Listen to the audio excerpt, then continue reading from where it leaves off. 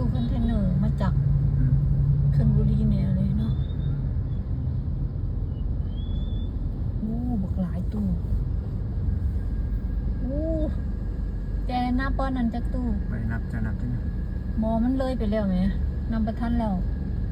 รถไฟขนของ ยาวมากเลยนี่อะ โอ้ มีทุกตู้ทุกแบรนด์เลย ลากแดงเดียวอะหัวเดียวนึง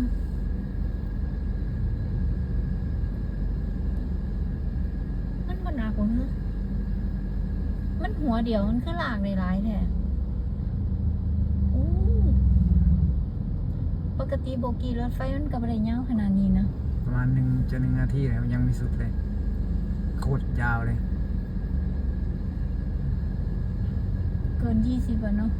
น่าจะเกินนะ ลืมนับแต่แหละบ่คิดว่ามันสิยาวขนาดนี้ไหม